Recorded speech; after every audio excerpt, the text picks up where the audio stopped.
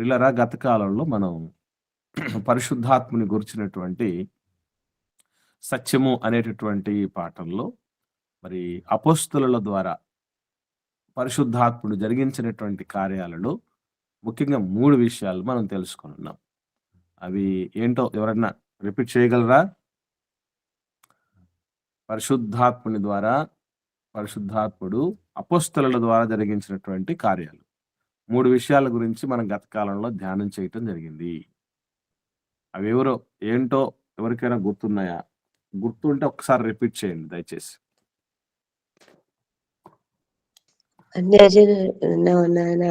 వందనాలు చెప్పండి. అన్యజనులకు స్వార్థ ప్రకటించుటలో స్వస్థపరచుటలో. ఇంకా అంతేనాక మూడు విషయాలు నేర్చుకున్నాం మనం. స్వస్థపరచటం ఒకటి, సువార్త ప్రకటించడం ఒకటి, అన్యజనులకు సువార్త ప్రకటించడం. అది కాదక్క, అది మీరు కొంచెం ఇబ్బంది పడుతున్నారు. అన్య భాషలు మాట్లాడటం. అన్య భాషలు మాట్లాడటం అది ఒక్కటి కొంచెం అది కరెక్ట్ చేసుకోండి. మిగతావన్నీ కరెక్ట్ చెప్పారు. వెరీ గుడ్ అక్క. పెద్దవాళ్ళు అయినా కూడా ఎంత ఆసక్తితో చక్కగా అన్ని విషయాలు గుర్తుపెట్టుకొని చెప్తున్నారు చూడండి. యవన బిడ్డలు చాలా జాగ్రత్తగా చదువుకోగలిగినటువంటి వాళ్ళు, రాసుకోగలిగినటువంటి వాళ్ళు, రిపీట్ చేయగలిగినటువంటి వాళ్ళు ఉన్నారు. మీరు అలర్ట్ గా ఉండాలి. ఏమండి, కొంతమంది పిల్లలు 20లో 60 అన్నట్టుగా ఉండకూడదు. అది మంచిది కాదు. మనకి చురుకుగా ఉండటం గొప్ప భాగ్యం. ఓకే అండి. కాబట్టి చాలా మంది అనుకుంటూ ఉంటారు, వాళ్ళకు పెద్దవాళ్ళు అయిపోయారు కదా, ఏ బాధ్యతలు ఏమి ఉండవు, అన్ని ఫ్రీ అయిపోయారని. ఎంత చెట్టుకు అంత గాలన్నట్టు ఎవరికి ఉండాల్సిన ప్రాబ్లమ్స్ వాళ్ళకు ఉంటాయి. మనం ఇది ఫీచరు, ఇది డ్రాబ్యాక్ అని పొరపాటును కూడా ఎవరి విషయం అనుకోకూడదు. ఎవరికి తగ్గినటువంటి సమస్యలు వాళ్ళకు ఉంటాయి. మరి వాళ్ళకు ఉన్నటువంటి వృద్ధాప్యపు సమస్యలు కానీ, ఆ పెయిన్స్ కానీ, తర్వాత పిల్లల విషయంలో ఉన్నటువంటి బరువులు, బాధ్యతలు కానీ మరి మనకు లేవు కదా, పిల్లలకు లేవు కదా. కనుక ఇవి మనం జాగ్రత్త పడాలి. మనం ఎప్పుడు కూడా సమర్థించుకోవటం మంచిది కాదు. ఓకే అండి, రైట్. నెక్స్ట్ టైం పోటీ పడాలి. అడిగినప్పుడు ఆన్సర్ చెప్పడానికి పోటీ పడాలి. నాకు తెలుసు నేను చెప్తాను. నేను కన్ఫ్యూజ్ అయిపోయి అసెంబ్లీ లాగా ఉంది ఏంటి ఇదని భయపడిపోయి ఒకరు మాట్లాడండి అధ్యక్ష అని చెప్పగలగాలి మీకు. Okay, right. ఇప్పుడు అన్ని భాషలు మాట్లాడే విషయంలో పరిశుద్ధాత్మ దేవుడు అపోస్తలులకు ఏ రీతిగా సహకారం అందించారో, అలాగే వాక్యము ప్రకటించడంలో ఏ రీతిగా ఆయన సహకారం బోధించటంలో అందించటం జరిగిందో మనకు తెలుసు. యాక్చువల్లీ ఇశ్రాయేలీల పరిస్థితులు, యూదుల పరిస్థితులు చాలా దయనీయం. సాక్షాత్తు దేవుడు వచ్చి ఈ లోకంలోనికి సువర్తమానం ప్రకటించినప్పుడు వాళ్ళ మధ్య తెరిచిన పుస్తకం లాగా బ్రతుకును కలిగి ఉండినప్పుడు ఆదర్శప్రాయుడిగా ఎన్ని చేస్తూ ఉన్నా కూడా రాళ్లతో కొట్టి చంపాలని ఆలోచన చేసినటువంటి వాళ్ళు యూదులు, ఇశ్రాయేలు. అటువంటి వాళ్ళ మధ్య యేసు ప్రభు లేకపోయినా ధైర్యంగా నిలబడి సువార్త చెప్పి అనేకులను ఒప్పించి వాళ్ళని విశ్వాసులుగా తీర్చి వారిని ప్రభు రాకడ కొరకు స్థిరపరిచే విధంగా ముందుకు సాగటం అంటే ఖచ్చితంగా పరిశుద్ధాత్ముని సహకారం అవసరం వాక్యం బోధించడంలో. తర్వాత నేర్చుకున్నటువంటి విషయాలు ఏమిటి అంటే స్వస్థపరచటంలో కూడా మనం నేర్చుకున్న మరొక ఒక మెరుపు తీగ లాంటి ఒక విషయం ఏంటంటే, ఎవరికి ఎంత అవసరము ఉన్నదో అంతే పవర్స్ దేవుడు ఇవ్వటం అనేది జరిగింది. పేతురు గారికి డే టైం పవర్ మాత్రమే ఇవ్వబడడం జరిగింది. ఎందుకంటే ఆయన ఏదో శ్రేష్ఠుడు కాదనో, లేకపోతే అంత యోగ్యుడు కాదనో, లేదంటే అంత అర్హుడు కాదనో కాదు. ఆయనకి యూదుల మధ్యనే ప్రధానంగా పరిచర్య ఉన్నది. అది అందుకోసం ఆయన నీడ వరకే ఇవ్వటం జరిగింది. యూదుల మధ్యను, అన్యజనుల మధ్యను, అనేకుల మధ్యను అలుపెరగనటువంటి సేవ జరిగించేటటువంటి పరిస్థితి పౌలు గారికి ఉన్నది. ఎన్నో సందర్భాల్లో మరి పౌలు గారు అర్ధరాత్రి వరకు విస్తరించి ప్రసంగిస్తూ ఉన్నటువంటి విషయాలు మనం చూడగలం పరిశుద్ధ గ్రంథంలో, ఎస్పెషల్లీ అపోస్తలుల కార్యములో. ఈ అపోస్తలుల కార్యములలో ఐతుకనే యవనస్తుడు మనకు తెలుసు, అది క్లారిటీగా వస్తుంది తర్వాత. సరే, ఇవన్నీ కూడా అంటే రాత్రులలో కూడా ఆయన ప్రసంగించటం కావచ్చు, స్వస్థపరచడం కావచ్చు మనం చూస్తూ ఉన్నాం పౌలు గారు. అంటే డే అండ్ నైట్ వర్క్ చేసేటటువంటి బాధ్యత పౌలు గారికి దేవుడు ఇవ్వడాన్ని బట్టి ఆయనకు డే అండ్ నైట్ పవర్స్ అనేది ఇవ్వటం జరిగింది. కాబట్టి పనిని బట్టే పవర్స్ కేటాయించడం జరుగుతుంది. ఎవరు ఎంత పని చేస్తూ ఉంటారో అంత వెనక బ్యాక్ సపోర్ట్ ఉంటుంది, మర్చిపోకండి. దేవుడి సేవ విషయంలో ఎవరు ఎంత భారం బాధ్యత కలిగి ముందుకు సాగుతారో అంత సపోర్ట్ దేవుడిస్తాడు. నాకు ఏ భారం లేదు, ఏ బాధ్యత లేదు, నాకు నేనే బరువుగా ఉన్నాను అనుకుంటే దేవుడి సపోర్ట్ కూడా ఆ విధంగానే ఉంటుంది. ఇది మర్చిపోకండి. ఓకే అండి. అప్పుడప్పుడు మీరు గమనించండి, బాగా పనిచేసే వ్యక్తికి యజమానుడు గాని, ఇంట్లో ఉన్నటువంటి ఇల్లాలు గాని, ఎవరైనా గాని బాగా పెడతారు. బాగా తినండి, మీరు బాగా కష్టపడేవాళ్ళు అని. అంటే మానవ మాతృల్లోనే కష్టపడి పనిచేసేటువంటి వాళ్ళకి ఇంత బ్యాక్ సపోర్ట్ ఇస్తే, దేవుడి విషయంలో కష్టపడుతున్న వాళ్ళకి దేవుడు ఇవ్వడా? దేవుడు నడిపించడా? దేవుడు చూడట్లేదా? చూచుచున్న దేవుడు కదా ఆయన. 100% ఇస్తాడు. అందుకే మేము ఏదైనా పనిని పూనుకోవాలన్నప్పుడు వెనక ముందు ఆలోచన చేయం. ఎందుకంటే మనకు మన పరలోకపు తండ్రికి మించిన సపోర్ట్ ఎక్కడ దొరుకుతుంది? అలాగే అసలు మీలాంటి ఆత్మీయులకు మించిన సపోర్ట్ ఎక్కడ దొరుకుతుంది? ఇంతకంటే ఏం కావాలి ఆయన సేవ జరిగించడానికి? కాబట్టి భయం చెందకూడదు. మనం ఏదో లోకంలో మనం పాటలు అయితే బాగా బాగా పాడతాం మనం. భయము చెందకు భక్తుడా అని. భక్తుడిని భయం చెందొద్దు అని మనం పాడతాము, మనమే భయపడతా ఉంటాం చాలా విషయాల్లో. కాబట్టి ఆ పిరికితనము గల ఆత్మను మనం పోగొట్టుకోవాలి. ఇంద్రియ నిగ్రహము కలిగినటువంటి ఆత్మని ఇవ్వటం జరిగింది. ఆత్మ నడిపింపు అనేది మనకు ఉంటుంది. ఈవెన్ వాక్యం పరిచర్య జరిగించేటప్పుడు కూడా వన్స్ అపాన్ ఎ టైము ఒక పాట పాడి వాక్య భాగంలోకి వెళ్ళేవాళ్ళు. తెలుసో తెలీదో మీకు? ఆత్మ నడుపుము సత్యములోనికి ఇప్పుడే, ఆత్మ నడుపు అని పాట పాడి వాక్య భాగంలోకి వెళ్ళిపోయేవాళ్ళు. కాబట్టి ఆయన నడిపింపు ఉంటుంది మనకి, లేకుండా ఎట్లుంటుంది? మిమ్మల్ని ఎప్పుడు అనాథలుగా విడవనని చెప్పాడు కదా దేవుడు. మాట ఇచ్చి మనిషిలాగా వదిలేసేవాడు కాదు దేవుడు, అది మర్చిపోకూడదు మనం. అటు ఈ 3 విషయాల్లో, అన్ని భాషలు మాట్లాడే విషయంలో, వాక్య పరిచర్య విషయంలో, అలాగే స్వస్థపరిచే విషయంలో అపోస్తలులకు బ్యాక్ బోన్ గా ఉన్నటువంటి వ్యక్తి పరిశుద్ధాత్మ దేవుడు. తర్వాత అంతేనా అంటే లేదు. మరికొన్ని విషయాల్లో కూడా పరిశుద్ధాత్ముని యొక్క సహకారం మనం చూడగలం. అందులో ముఖ్యంగా గమనించగలిగితే, వాళ్ళు మృతులను సైతం లేపే వారిగా కూడా అపోస్తలను నిలబెట్టడంలో కూడా పరిశుద్ధాత్మని యొక్క నడిపింపు ఉంది. అపోస్తలుడు మృతులను నుంచి లేపినటువంటి సందర్భాలు ఎక్కడ చూడగలరు మీరు? ఎవరెవరు సందర్భాలు చూడగలరు చెప్పండి?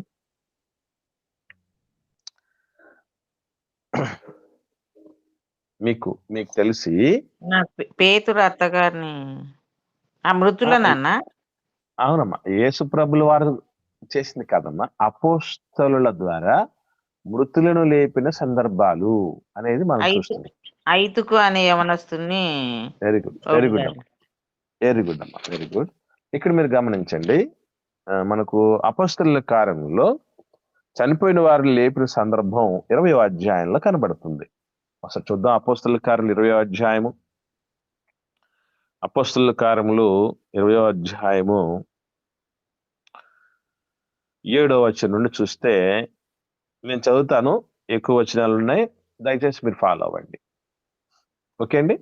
అపోస్తలుల కార్యములు 20వ అధ్యాయము 7వ వచనం నుండి, ఆదివారం మేము రొట్టె విరుచుటకు కూడినప్పుడు పౌలు మరునాడు వెలనయుండి వారితో ప్రసంగించుచు అర్ధరాత్రి వరకు విస్తరించి మాటలాడుచుండెను. మేము కూడి ఉన్న మేడగదిలో అనేక దీపములుండెను.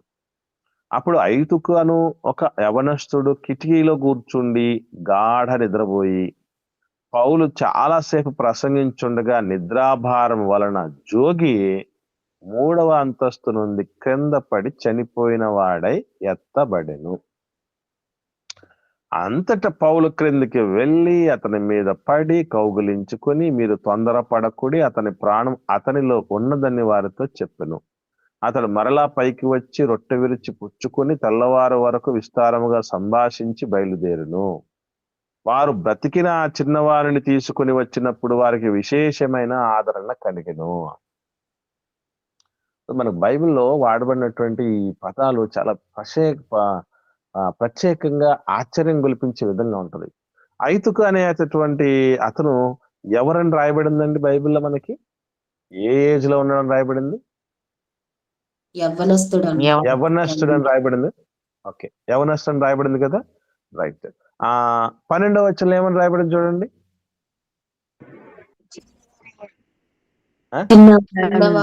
చిన్నవాడని రాయబడింది. ఇంతకు ఇతను చిన్నవాడా లేకపోతే పడుచువాడా? పరచువాడేనా యవనస్తుడు. మరి యవనస్తుడు అయితే చిన్నవాడని ఎందుకు రాశారు అక్కడ? అంటే వయసు తక్కువ కాబట్టి చిన్నవాడు, యవనస్తుడైనా చిన్నవాడు అని పెద్దవాళ్ళు మాట్లాడేటప్పుడు అట్లా అంటారు. వాస్తవంగా మీరు బాగా గమనించగలిగితే బైబిల్లో పరిభాషలు చాలా జాగ్రత్తగా మనం గమనించాలి.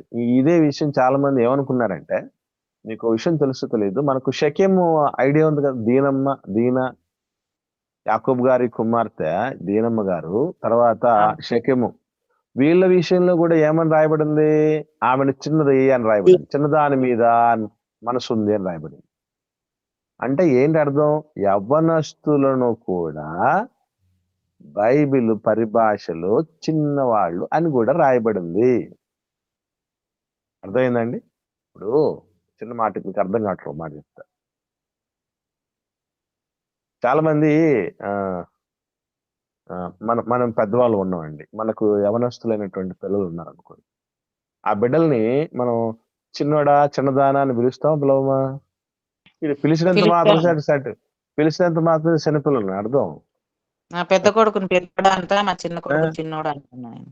అది మరి పెద్దోడా చిన్నోడా, నా పేరే చిన్నోడు మా ఇంట్లో, అట్లా మైనంత మాత్రం చేసే సడిపిల్లు ఉండేది నేను. అంటే బేసికల్లీ యవ్వనస్తులను కూడా చక్కని చిన్నది, చక్కని చిన్నడు అంటారు. అలా అంటే ఆ పద ప్రస్తావన జరిగినంత మాత్రం చేత సంటోళ్ళు అనే మాట ఆలోచన చేయకూడదు అని చెప్తున్నారు విషయం. ఓకే, ఇక్కడ సందర్భం మీరు గమనించగలిగితే, ఐతుకనే యవనస్తుడు పని చనిపోయాడు. చనిపోయిన వాడ ఎత్తబడిన కూడా పౌలు గారు చెప్పిన మాట ఏంటి? అతని ప్రాణము అతనిలో ఉన్నది. జస్ట్ కౌగులించుకున్నాడండి. పౌలు గారు వెళ్ళి కౌగులించుకున్నాడు. కౌగులించుకుంటే ఏమైంది? అసలు టచ్ అని చెప్పేసి ఏదో చస్త అంటారే, అసలు టచ్ అయింది. పౌలు గారిది పవర్ఫుల్ టచ్. ఒక్కసారి వెళ్ళి టచ్ అయిపోయాడు, పోయిన ప్రాణం తిరిగి వచ్చింది. అది కదా వాస్తవంగా. ఈ టచ్ టచ్ టచ్ అనాల్సింది, టచ్ చేయాల్సింది ఆయన. అసలోళ్ళు పోయి కొసలోళ్ళు వచ్చారు ఈరోజు ప్రపంచంలోనికి, నాశనం చేసేస్తున్నారు క్రైస్తవ్యాన్ని. బాధాకరమైన విషయం అది. దేవుడు ఎప్పుడు ఊరుకోడండి. ఎవరికో ఒకరికి, నిత్య జీవానికి నిర్ణయించబడిన వారికి ఏదో ఒక రూపైన సత్యాన్ని చేరువ చేస్తూనే ఉంటాడు. ఈ విషయంలో దేవుడు ఎప్పుడు కూడా అభినందనీయుడు, అద్వితీయుడు. ఆయన ఎవరిని పోగొట్టుకోడు. ఆయన సత్యం ఏదో ఒక రూపైన చేరువ చేస్తుంటారు, ఏదో ఒక సమయాన్ని నేర్పిస్తూ ఉంటాడు బాగుపడడానికి. కాబట్టి ఇదిగో ఈరోజు మనకి ఈ రీతిగా ఎన్నో విషయాలు తెలియపరుస్తూ నేర్పిస్తూ వస్తున్నాడు మహనీయుడు. నాకు కూడా ఈ బాప్తిస్మానికి సంబంధించినటువంటి తరగతులు వింటున్నటువంటి ఆ దినాలన్నిట్లో కూడా అండి, ప్రారంభంలో నిజంగా చాలా చాలా చాలా చాలా కళ్ళలో నాకు నీళ్లు తిరిగాయి. దేవుడి మీద చాలా ప్రేమ ఎక్కువ ముందుటి మీద కంటే ఎక్కువ పొంగుకొచ్చింది. కారణం ఏంటంటే, నాయన ఈ సత్యాలు నేను తెలుసుకోకుండా నేను చనిపోయి ఉంటే, ఇవి నా దగ్గరకు నువ్వు చేర్చకుండా నేను చనిపోయి నా సంగతి ఏంటి అన్నటువంటి ఆలోచన చేయటం జరిగింది. మెట్టుకు మీరు ఇవన్నీ విన్న తర్వాత ఇంకా అయిపోలేదు. ఇంకా చాలా ఇంకా స్టార్టింగ్ స్టేజ్ లోనే ఉన్నాం మనం. ఇంకా ఎన్నో ఉన్నాయి విషయాలు. ఇంకా ఎన్ని ఉన్న తర్వాత మీకు అనిపించే విషయం కూడా అలాగే ఉంటది.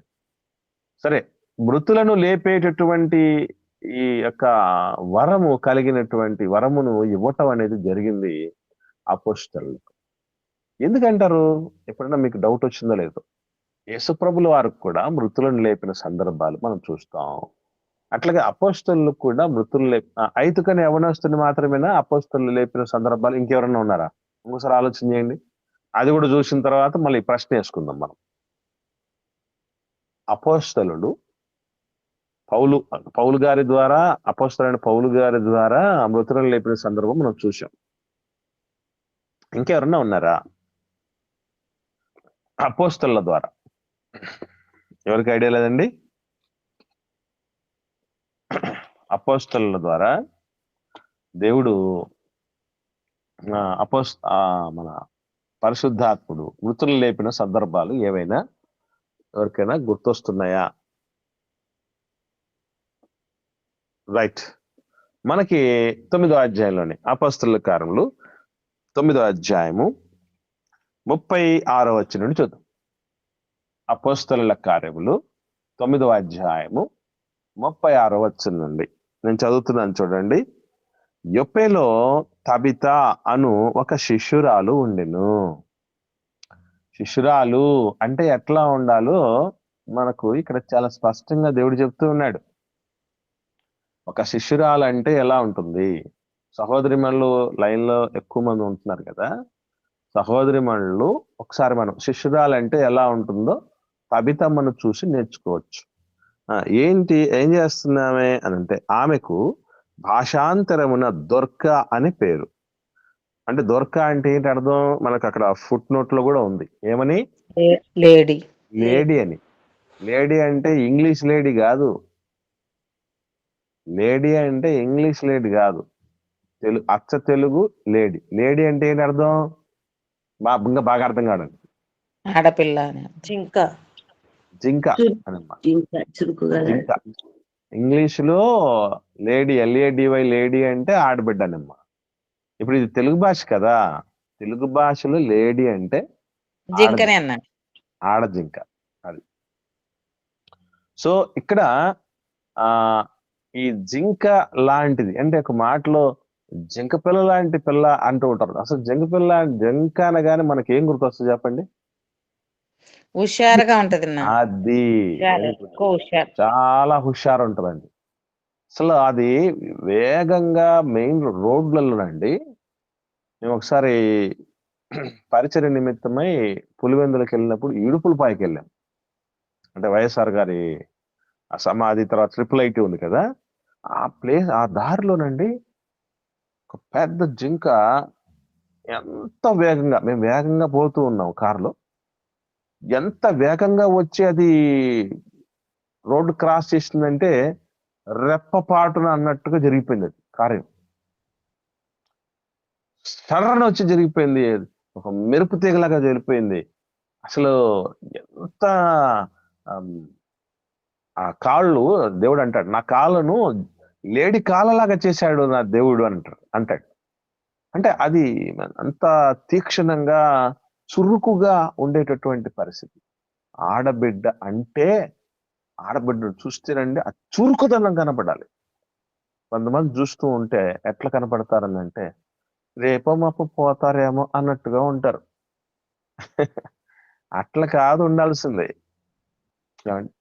ఎప్పుడు అట్లా కాదు ఉండాల్సింది.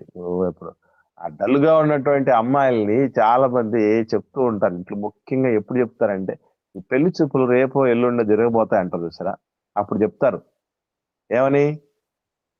మధ్య ముఖం వేసుకొని కూర్చోవద్దు, అలర్ట్ గా ఉండు, బాగా నింపాదిగా ఉండు, చురుకుగా ఉండు, చలాకిగా ఉండు అని చెప్తూ ఉంటారు. ఆడబిడ్డను చూడగానే ఎనర్జీ అంటే ఏంటో గుర్తు రావాలి. దొరకమ్మ అలాగే ఉండింది, మర్చిపోకండి. అది మనం ఏమనుకుంటాం అంటే మతి ఎంతో గతి అంతేనండి. నా వల్ల కాదులే, నాకన్నీ లేవులే, నాకన్నీ హెల్త్ ఇష్యూస్ ఉన్నాయి, నాకు ఎంత ప్రాబ్లమ్స్ ఉన్నాయి, నా వల్ల ఏమవుతుంది, నేను ఎలా ఉండగలను ఇది అనుకుంటే ఎప్పటికీ ఉండరు, అట్లా ఎప్పటికీ ఉండలేరు. మర్చిపోకండి, మళ్ళీ చెప్తున్నా, ప్రాబ్లమ్స్ నాకే ఉన్నాయని అనుకుంటూ ఉంటారు. దయ్యంగాడు చేస్తున్న పెద్ద వాడు పెడుతున్నటువంటి ప్రమాదకరమైనటువంటి లక్షణం అది. ప్రాబ్లమ్స్ లేని వాళ్ళు ఎవ్వరు లేరండి. ఇంకా చెప్పాలంటే భక్తిలో తీవ్రత కలిగిన వాళ్ళకి ఎక్కువ ప్రాబ్లమ్స్ ఉంటాయి. వాటన్నిటి గురించి ఆలోచన చేస్తే అవుద్దండి, అసలు జరగదు. ప్రాబ్లమ్స్ కోసం ఎప్పుడు ఆలోచన చేయకండి, అది డల్నెస్ ని పెంచుతుంది. చూడండి, ఆ దోర్క అనేటటువంటి ఈ తబితమ్మ సత్క్రియలను ధర్మ కార్యములను ఎన్ని చేసిందట? బహుగా, అంటే చాలా చేసింది. ఈ ఇద్దరు వ్యక్తులు మాత్రమే అపోస్తలుల కార్యంలో ఇలాంటి పదాల జాలంలో ఇద్దరు వ్యక్తులు కనపడతారండి. ఒకరు చూసాం కదా, ఇంకొకరు ఎవరైనా గుర్తొస్తున్నారు ఈ మాటలు చూడగానే? ఫిలిప్పు గారు, అన్న ప్రవక్తి అన్న. అపోస్తలుల కార్యములలో ఇటలీ మరొక వ్యక్తి. అని వెరీ గుడ్ అక్క, వెరీ గుడ్. 10వ అధ్యాయంలో 10వ అధ్యాయంలో ఒక ఆయన కనబడతాడు, ఆయన పేరే కొర్నేలి. బహుగా ధర్మకార్యం చేస్తాడు, బహుధర్మ కార్యాలు చేస్తూ ఉన్నాడు. ఇంటితో పాటు ఢిల్లీపాతో ధర్మకార్యాలు చేస్తూ ఉంటున్నటువంటి వాడు ప్రార్థనాపరుడు అనేటటువంటి విషయాలు కనబడతాయి. అంటే మనము సజీవంగా బైబిల్ విషయాలు మనకు బాగా గుర్తున్నాయంటే, ఇది చదవగానే అర్రే ఇట్లాంటి వ్యక్తిని ఎక్కడో చూసినట్టుంది, ఎక్కడో చదివినట్టుంది అని వెంటనే అది స్ట్రైక్ అవుతుంది అనుకోండి. అప్పుడు పర్ఫెక్ట్ గా మంచి యాక్టివేషన్ లో ఉంది బ్రెయిన్, దేవుడి మాటలకి చాలా దగ్గరగా ఉంది, ఇవిడిపోతున్నాయి, లోపల నిలిచిపోతున్నాయి అనేది మనం అర్థం చేసుకోవచ్చు. ఏమండి, ఆడబిడ్డలు ఆడబిడ్డతో నీకేమవుద్దు, ప్రపంచం అంతా ఏం ఆలోచన చేస్తుందంటే, నువ్వు ఆడదానివి, ఏం చేయగలవు, ఏం చేస్తావు, నువ్వు చేతగాందని, అబ్బలవి అనేటటువంటి రీతిగా నూరిపోసేసింది. కానీ దేవుడు ఎప్పుడు కూడా ఆడబిడ్డ విషయంలో అలా ఎప్పుడు చెప్పలేదండి. నాకు ఎప్పుడు అనిపిస్తూ ఉంటది, ఆడబిడ్డను దేవుడు ఇవ్వకపోతే మగబిడ్డ కోసం ఈడేమైపోయాడు అని. మీకు అనిపించిందో లేదో, ఈ ఆన్లైన్ లో వింటున్నటువంటి ఆడబిడ్డలు కానీ మగవాళ్ళు కానీ ఆడవాళ్ళు కానీ మీకు అనిపించిందో లేదో, దేవుడిచ్చిన ఆడపిల్ల లేకపోయింటే మనిషి జీవితం, మగవాడి జీవితం అసలు దిగులు లోటుతో ఉండేవాడట. ఎవరు? ఆదాం గారు. అవ్వమ్మ లేకపోయిన పరిస్థితుల్లో ఒక లోటుతో ఉన్నాడు. అన్ని బాగానే ఉన్నాయి, అన్ని జంటలు బాగానే ఉన్నాయి, నాకు జత లేదే నా జాతిలో, మానవ జాతిలో సంబంధించి అని. అక్కడ నుంచి ఆదాం గారి జీవితం అసలు చాలా మార్పులు చేర్పులకు నిండుతనానికి గురైపోయిందండి. చాలా షార్ప్ అయ్యాడు ఆయన. మనం అనుకుంటూ ఉంటాం, నెగిటివ్ గానే మాత్రమే అనుకుంటూ ఉంటాం. ఏమంటూ హవ్వమ్మ జీవితంలోనికి వచ్చిందో, ఆదాం గారి జీవితం నాశనం చేసింది, ఆమె నాశనం అయిపోయింది, అది రకరకాలుగా అనుకుంటుంటాం. హవ్వమ్మ తప్పులు ప్రపంచంలో ఎవడైనా చేస్తాడు, తప్పు చేయనోడు అప్పు చేయనోడు ఎవడు లేడట. కానీ దాని నుంచి తేరుకుంటారు చూసారా, వాళ్ళు మహానుభావులు అవుతారు. అది పుష్కలంగా ఉన్నది ఆడబిడ్డలోని పుష్కలంగా ఉంటాయి. నిరూపించమంటారా? ఒక మాట చెప్తాను మీకు అర్థం కావటానికి. సంఘంలో ఎక్కువగా వచ్చేది కానీ, ప్రార్థనా జీవితాన్ని ఎక్కువగా కలిగి ఉండేది కానీ, బైబిల్ గ్రంథాన్ని ఎక్కువగా చదివేది కానీ, అసలు ఈ ఆన్లైన్లకు కానీ ఎక్కువ వచ్చేది కానీ, దేవుడంటే స్పందించే వాళ్ళు కానీ, దైవ జనులంటే గురి కలిగిన వాళ్ళు కానీ, అన్ని విషయాల్లో ముందున్నది మాలాంటి వాళ్ళను దేవుడు ప్రేమించి అనుగ్రహించిన ఆడబిడ్డలే. కాబట్టి మీరు ఎక్కడే గాని అసలు చిన్నోళ్ళనో లేకపోతే మరొకటని ఆడబిడ్డలు ఎప్పుడు ఎవరు భావించకండి, మర్చిపోకండి. రైట్, చదువుదాం.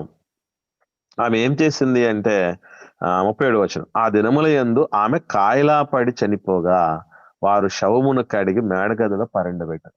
ఇప్పుడు మనకు ఇవి అంటే ఈ మరణాలు అనేటువంటి సర్వసాధారణంగా చెప్తూ ఉంటాడు. కాయలపడ్డ అసలు ఇంత మంచి ధర్మకార్యాలు చేసినావే, కాయలపడ్డం ఏంటి అసలు? కాయలపడ్డం అంటే ఏంటంటే అర్థం? జబ్బు చేసిందే నిన్న. జబ్బు చేసి నేను అర్థం. వెరీ గుడ్ అమ్మా. జబ్బు చేసిందని. జబ్బులు వస్తాయంటే ఇప్పుడు దేవుని నమ్ముకున్న పిల్లలకి జబ్బులు వస్తాయా? బాగా వచ్చేది రక్షణ వాళ్ళకి. పొందు రక్షణ పొందుకున్న వాళ్ళకి జబ్బులు వస్తాయని పెద్ద డౌట్ పెడతారు. జబ్బులు రావటం కాదు, జబ్బులు వచ్చి చచ్చిపోతాం కూడా. మళ్ళీ చెప్తున్నా, ఇక్కడ దొరకమ్మకి తబితమ్మకి జబ్బు ఒకటి రావటమే కాదు, జబ్బు వచ్చి ఏకంగా చనిపోయింది కూడా. అటు జబ్బు అనేటటువంటిది మానవుడికి ఎంత సహజం అంటే నేను చాలా సార్లు మీతో పంచుకోవడం జరిగింది. తలనొప్పి ఎవరికి వస్తుంది అంటే ఏం చెప్పాలి మనం?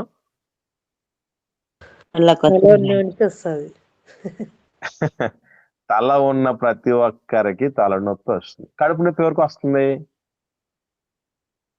కడుపు ఉన్న ప్రతి ఒక్కరికి వస్తుంది.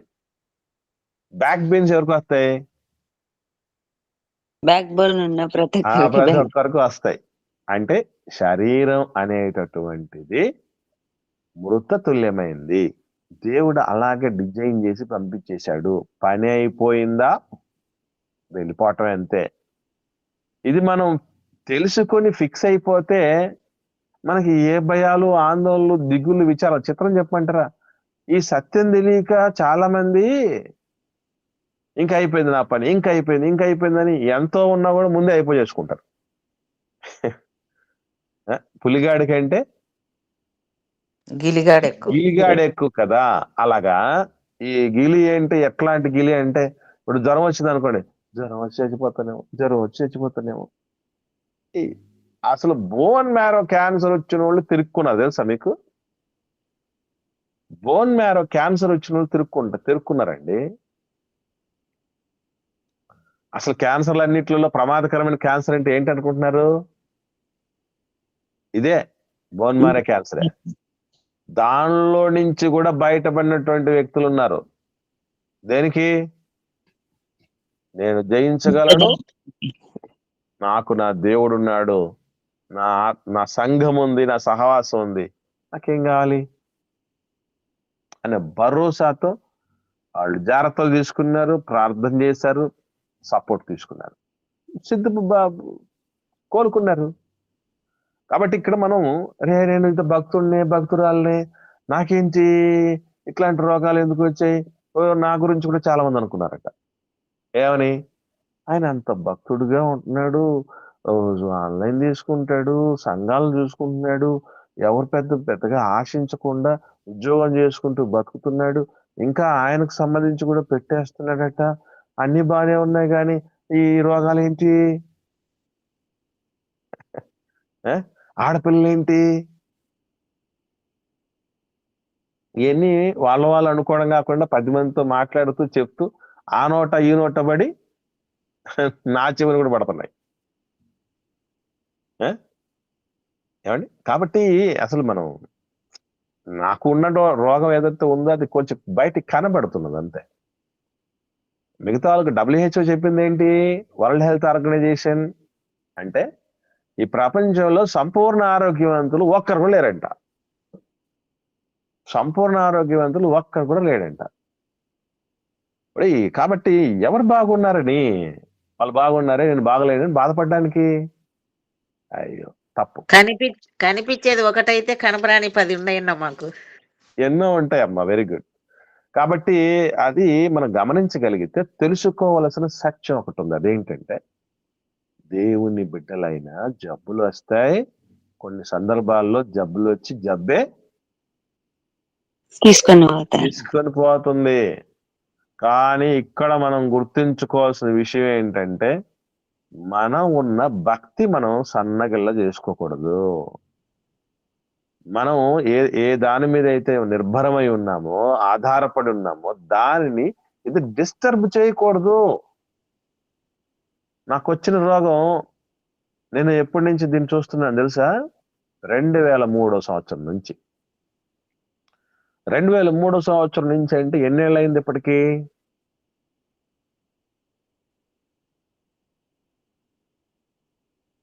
లెక్కలు ఎవరికి అర్థం కాలే. 22 ఏళ్ళైందండి. 22 ఏళ్ళైంది. 22 ఏళ్ళగా ఎన్నో మెడిసిన్స్ ఆలోచన చేస్తున్నాం, ఎన్నో జాగ్రత్తలు తీసుకుంటున్నాం, ఎన్నో రకాలుగా ఉంటాయి. అలాగని దిగులు పడితే అవుద్దా? డాక్టర్ గారు గుండు చేయించుకోవాలి. నాకు కర్ల్ హెయిర్ ఉండేది, మీకు తెలుసు కదా, చూశారు కదా. అమ్మ ఫోటో పెట్టి కల్పనమ్మ ఫోటో పెట్టారు, ఆయన నువ్వు ఇట్లున్నావు, మన సన్మానం జరిగి ఇచ్చుకున్నా మంచిగా ఉన్నావు, ఇట్లా అయినావు ఏంటి అని చాలా మంది చూడబుద్ధి కాలేనా నిజంగా, మీరేమన్నా అనుకోండి, బాధ కలిగింది నాకు, అసలు చూడబుద్ధి కాలేనా. అదేనమ్మా. అసలు ఇప్పుడు కాదన్నా, ఇంకా ఎంగులో ఉన్న ఫోటో అది నేను చూసుకొని చాలా బాధపడ్డాను. అదేనమ్మా. ఇప్పుడు ఈ వెంట్రుకల విషయం పెద్దగా మనం ఆలోచన చేయాల్సిన పని లేదు, తీసి ఎత్తేమాల్లో వస్తాయి అంతే. పాలన్న కూడా ఫోటో పెట్టి అన్నా ఏంటి అసలు నేను గుర్తుపడతలేదు, నేను డిసెంబర్లో 25, 26, 27 కర్నూలు జోహరాపురంలో మీటింగ్స్ ఉన్నాయి. 28, 29, 30 అదే కర్నూలు జిల్లా తొగ్గలి మండలంలో జొన్నగిరిలో మీటింగ్స్ ఉన్నాయి. ఇప్పుడు వీటన్నిటి గురించి ఆలోచన చేసాం అనుకోండి, అమ్మో వామ్మో ఇది లేకుండా పోతే అసలు విషయం చెప్పాడు డాక్టర్ గారు, ఇది పరిస్థితి అని. మంచిది కాదండి, ఇది చాలా అవసరం, సన్ రైజ్ పడాలి, బాగా పోవాలి. ఓకే, ఏముంది తీసి అన్నం కాదు నా ఆరోగ్యం, అది ఇది కాదు కదా. ఇప్పుడు నన్ను ఎవరు చూడాలంటారు మరి? నాకు ఎప్పుడో 17 సంవత్సరాల క్రితమే దేవుడు నాకు పెళ్లి చేశాడు, నాకు గుండున్నా నన్ను ప్రేమిస్తుంది, మావిడి లేకుండా ప్రేమిస్తుంది, పట్టతలు వచ్చినా ప్రేమిస్తుంది, ఇంకేం కావాలి? తప్పదు కదా. ఆదరిస్తున్నటువంటి ఆత్మీయులు ఉన్నారు. వీటన్నిటి గురించి మనం ఆలోచన చేయకూడదు పిల్లలు, అది గుర్తుపెట్టుకోండి. సో ఇప్పుడు ఆ దోర్కమ్మ కాయల పడి చనిపోయింది.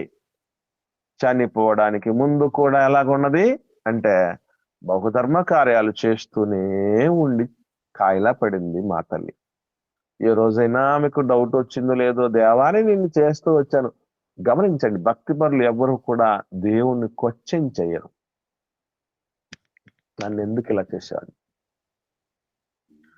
రూపించబడింది నన్ను ఎందుకు ఇట్లా చేశావు, నన్ను ఎందుకు కొండగా చేశావని, లేదంటే నన్ను ఎందుకు కొండ మీద మూతగా చేసావని గాని, నన్ను ఎందుకు హుండిగా చేసావని గాని అడగకూడదు, అడగదు కూడా. మనం మాత్రం నన్ను ఎందుకు ఆడపిల్లకు పుట్టించావు, దేవుని అడిగి ఉంటారు లేదు చాలా మంది.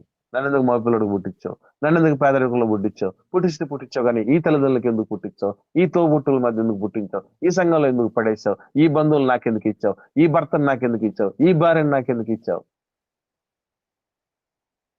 తగినది కాదది. దేవుణ్ణి ప్రశ్నించుటకు రూపించబడినది, రూపించిన వారిని ప్రశ్నించటం తప్పు. దేవుడు మనకు అన్నిటికంటే ది బెస్ట్ ఏంటో అదే ఇస్తాడు, మర్చిపోకండి. దేవుడు నుంచి వచ్చిందా దానికి తిరిగే లేదని మర్చిపోకండి. నన్ను చాలా మంది అన్నారు, ఏమనంటే అయ్యో అన్ని జనుల్లో నుంచి పిల్లని చేసుకున్నాడు, ఇంకేమైపోతాడు వాడు, ఇంకైపోయింది, పురెక్కేది లేదు, దేవుడు లేదు, దేవుడు అసలు కొన్నాళ్ళకు దేవుడి నుంచి దూరం అయిపోతాడని ప్రారంభం అవుతుందండి. నేను అనిజల్లో ఉన్నటువంటి అమ్మాయిని చేసుకున్న విశ్వాస కాదు మా ఆవిడ. ఇది చాలా మంది అనుకున్నారు, కానీ నేను ఇప్పుడున్నటువంటి పరిస్థితుల్లో నేను గర్వంగా చెప్పుకోగలను, నాకు తగిన అమ్మాయి అనేది దేవుడు నాకు ఇచ్చాడు. ఆ సాటిస్ఫాక్షన్ నాకు ఉంది సంపూర్ణంగా. ఇంకెవరు సాటిస్ఫై అవ్వాలండి, ఎవడు అవ్వాలా ఇక? అవసరం. కాబట్టి బహుధర్మ కార్యాలు ఆమె చేస్తూనే చనిపోవటం జరిగింది మా తల్లి. తర్వాత జరిగినటువంటి విషయం మనం చూడగలిగితే 38వ వచనం, లుద్ద యొప్పేకు దగ్గరగా ఉండు చేత పేతురు అక్కడ ఉన్నాడని శిష్యులు విని అతడు తడువు చేయక తమ యొద్దకు రావాలని వేడుకొనుటకు 2 మనుషులను అతని యొద్దకు పంపిరి. పేతురు లేచి వారితో కూడా వెళ్ళి అక్కడ చేరినప్పుడు వారు మేడ గదిలోనికి అతన్ని తీసుకుని వచ్చిరి. విధవరాండ్రందరూ వచ్చి ఏడ్చుచు దోర్క తమతో కూడా ఉన్నప్పుడు కుట్టిన అంగీలను వస్త్రములను చూపుచు అతని ఎదుట నిలిచిరి. ఏం చేసేదన్నమాట ఇప్పుడు ఏమా? టైలరు బేసికలీ ఆడబిడ్డలు అంటే సర్వసాధారణంగా టైలరింగ్ వృత్తి నేర్చుకుంటూ ఉంటారు కదమ్మా. సర్వసాధారణంగా టైలరింగ్ వృత్తి చేస్తా, ఆమెకు కూడా బట్టలు కుట్టిందట. ఆ బట్టలు కుట్టిన బట్టలన్నీ ఇదిగో ఈ దొరకనే మాకు ఈ బట్టలు కుట్టించిందని వచ్చి చూపించి ఏడుస్తున్నారట. 40వ వచనంలో పేతురు అందరిని వెలుపలికి పంపి మోకాలు ఉండి ప్రార్థన చేసి శవం వైపు తిరిగి తబితా లెమ్మో అనగా ఆమె కన్నులు తెరచి పేతురును చూచి లేచి కూర్చుండెను. అతడు ఆమెకు చెయ్యిచ్చి లేవనెత్తి పరిశుద్ధులను విధవరాండ్రను పిలిచి ఆమెను సజీవురాలుగా వారికి అప్పగించెను. గమనించండి. సో ఇలా పేతురు గారి ద్వారా కూడా ఒక అద్భుతమైనటువంటి కార్యం, మృతులను లేపినటువంటి కార్యం జరిగినది. అంటే ఇవి ఎందుకు జరగా? ఇప్పుడు మనం నెక్స్ట్ క్వశ్చన్కి వెళ్ళాల్సిన విషయం ఏంటంటే, ఎందుకు యేసు ప్రభుల వారి ద్వారా కానీ ఈ అపోస్తలుల ద్వారా కానీ అంతకు ముందు పాత నిబంధనలో కూడా కొంతమంది ప్రవక్తల ద్వారా మృతులను లేపిన సందర్భాలను మనం చూడగలం అండి. ఎందుకు ఇలా దేవుడు చేయిస్తున్నాడు? ఏం చెప్పాలనుకుంటున్నాడు? మనకి ఏం నేర్పించాలనుకుంటున్నాడు? దీని వెనక ఆంతర్యం ఏమిటి? ఏ పాఠం నేర్చుకోవాలి? తేలిన ఫలితార్థం ఏంటి? ఇవన్నీ చూసిన తర్వాత చెప్పండి ఒకసారి.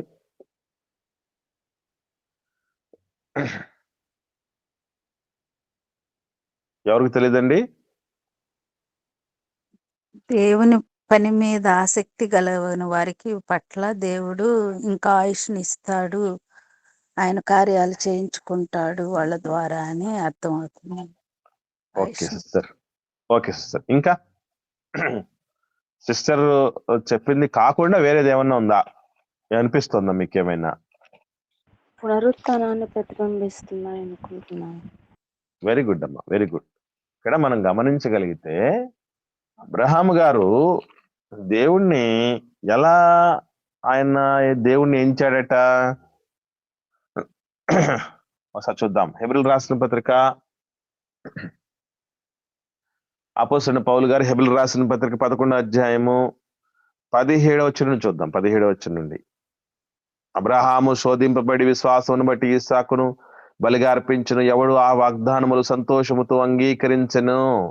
ఇస్సాకు వలన నీ సంతానమనమని ఎవరితో చెప్పబడెను. ఆ అబ్రహాము మృతులను సహితము లేపుటకు దేవుడు శక్తివంతుడని ఎంచిన వాడై తన ఏక కుమారుని అర్పించి ఉపమాన రూపముగా అతన్ని మృతుల్లో నుంచి మరలా పొందెను. ఇవన్నీ చూస్తున్నప్పుడు మనకి ఏమి నిశ్చయిత అవ్వాలి? దేవుడు మృతులను సహితము లేపుటకు శక్తిమంతుడు. అది రుజువు అవ్వాలి. అందుకే దేవుడు, మీకు ఒక డౌట్ రావాలి. ఇప్పుడు మనకు వాస్తవంగా డౌట్ ఇక్కడ ఈ సందర్భంలో రావాలి. ఎవరికేం డౌట్ రాలేదా? ఎవరికి ఏమీ డౌట్ రాలేదండి? పాత నిబంధన చెప్పండి అక్క. అంటే ఇక్కడ బ్రతికించిన వాళ్ళు మనకి అమ్మ సునీతమ్మ ఒక నిమిషం ఉన్నా, అక్క మాట్లాడిన తర్వాత మాట్లాడదు. చెప్పండి అక్క. వాళ్ళు అప్పటికైతే బ్రతికినారు కానీ మళ్ళీ చనిపోయినారు కదా. మీరు క్లారిటీ ఇస్తున్నారు. డౌట్ కావాలి నాకు, డౌట్ రైజ్ అయ్యింది కావాలి. మాట్లాడమ్మా సునీతమ్మ.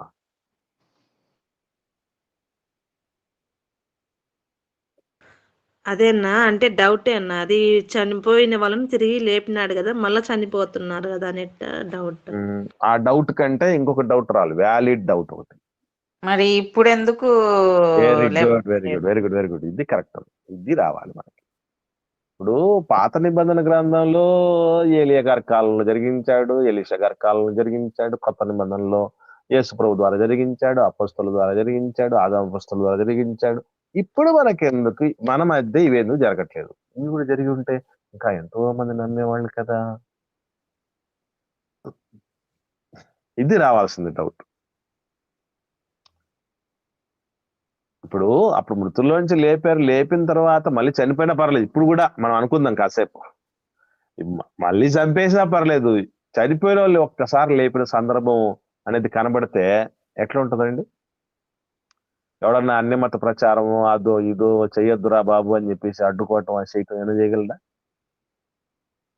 ఏం లేదు, ఒక్క దెబ్బతో మారిపోదు భయం ఆంధ్రప్రదేశ్. పుడుతుంది వాళ్ళకి భయం పుడుతుంది, అందరు మన దగ్గరికి వస్తారు. ఇంక వేరేది ఏమి ఉండదు, ఆప్షన్ లేదమ్మా, ఇంక అంతే అయిపోయింది. నమ్మరా నువ్వు?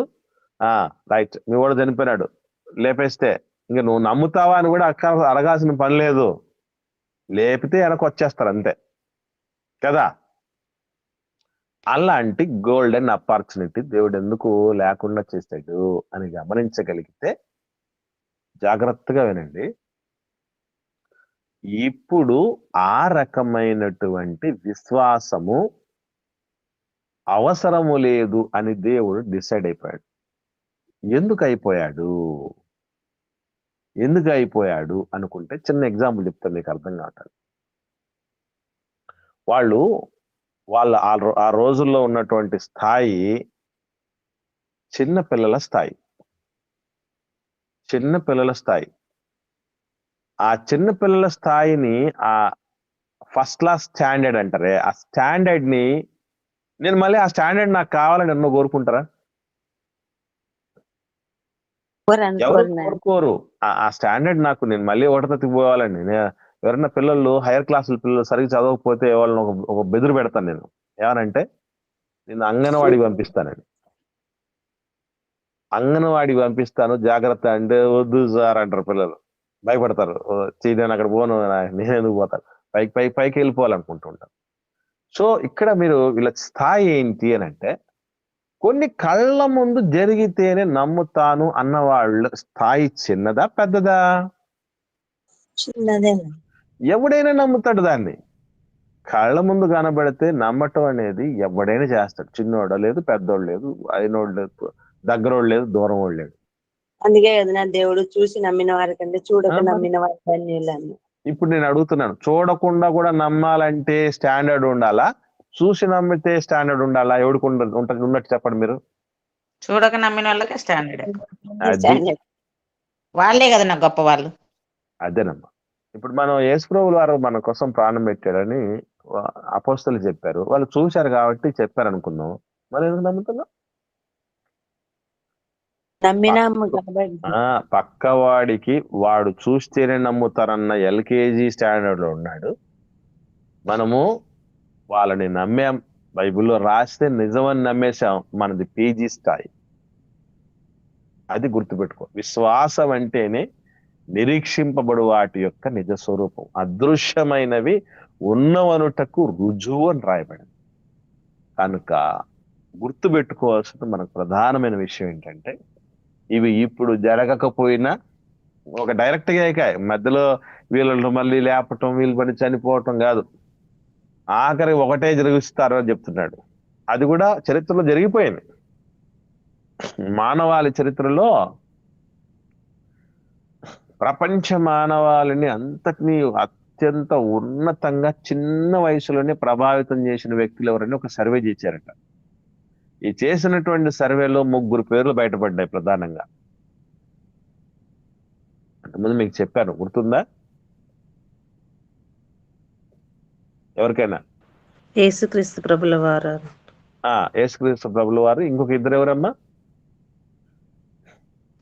యేసు ప్రభుల వారు అందరికి తెలుసున్నా, ఇద్దరు తెలుసున్నా, ఏమన్నా గుర్తులేదు మాకైతే. రైట్, ఓకే అమ్మా, మంచిదమ్మా.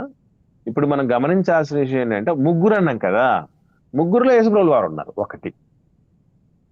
మరొక 2 ఎవరు అని అంటే బ్రూస్లీ, స్వామి వివేకానంద. ఈ 3 కూడానండి దాదాపు కాస్త చిన్న స్లైట్ డిఫరెన్స్ లో ఒకటే ఏజ్ లో చనిపోయినటువంటి వ్యక్తులట. బ్రూస్లీ, స్వామి వివేకానంద, అలాగే యేసు ప్రభుల వారు. బ్రూస్లీ అంటే ఎవరు నాయన? ఆ కరాటే ఫైటర్ ఉన్నారు కదమ్మా, బ్రూస్లీ అని ఆయన. అవును, ఆయనమ్మా karate fighter Bruce Lee. Martial arts నేర్చుకుంటూ ఉంటారు కదా, సన్నగా ఉంటాడు చూసారా అతను. ఈ 3 దాదాపు ఒకటే ఏజ్ లో అటు ఇటుగా చనిపోవడం జరిగిందట. అయితే వీళ్ళ ముగ్గురులోనూ కూడా మరి కాలాన్ని లెక్కించటానికి యేసు ప్రభుల వారిని ఎందుకు తీసుకోవటం జరిగింది అని అంటే, ఆ లెక్కలకు వచ్చినప్పుడు మిగతా ఇద్దరు తెలిపారు. ఎక్కడ తెలిపారు తెలుసా మీకు?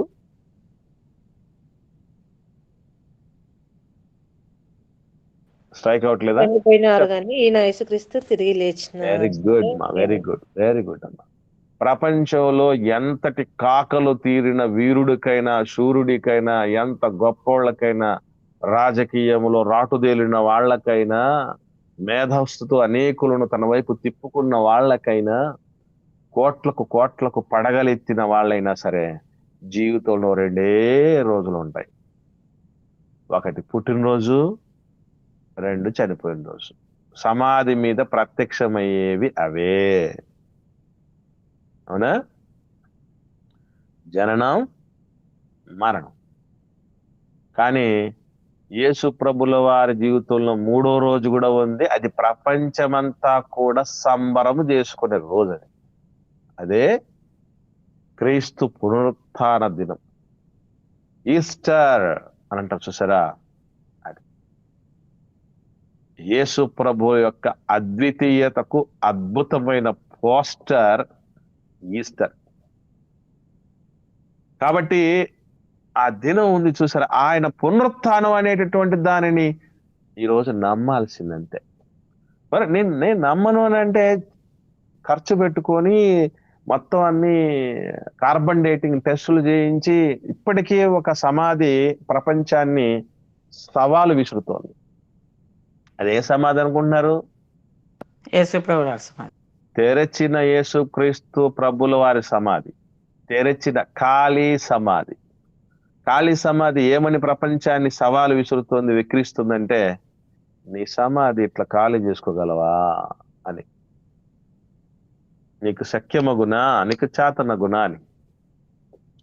కాబట్టి ఆ పునరుత్థానుడైనటువంటి క్రీస్తు నిజంగా జరిగింది ఇది చెప్పటానికి ప్రపంచమంతా గుర్తించి ఈస్టర్ పర్వదినాన్ని జరుపుకోవటమే కాదు, ఆయన సమాధి చేసిన సమాధి నేటికి సజీవ సాక్ష్యమై ప్రపంచాన్ని వెక్కిరిస్తోంది, సవాలు విసురుతోంది. నీ వల్ల అవుద్దారా ఇట్లా చేసుకోవటం? మరి ఈజిప్ట్ మమ్మీలు మగ్గిపోతున్నాయి ఇప్పటికీ, మర్చిపోకండి. ప్రపంచంలో వింతగా చెప్పబడినటువంటి 7 వింతల్లో ఒకటైనటువంటి తాజ్ మహల్ లోపల కూడా చనిపోయినటువంటి శవాలు మాత్రమే ఉన్నాయి. అది తెలుసు కదా మీకు. ముంతాజ్ మహల్ అంటే, తాజ్ మహల్ అనగానే ఏదో అనుకోకండి. షాజహాన్ గారి వాళ్ళ ఆవిడ ముంతాజ్ బేగం యొక్క సమాధి అది. కాబట్టి ఆ సమాధిని అలా వెతిగా పాలరాతితో ఆయనకు అడ్డం జరిగింది. వీటన్నిటికంటే శ్రేష్టమైనటువంటి సమాధి మన క్రీస్తు సమాధి. అంటే రేపు ఆయన కూడా ఏం చెప్తున్నాడు, మనకి ఏమని భరోసా ఇస్తున్నాడు? నేను వస్తాను,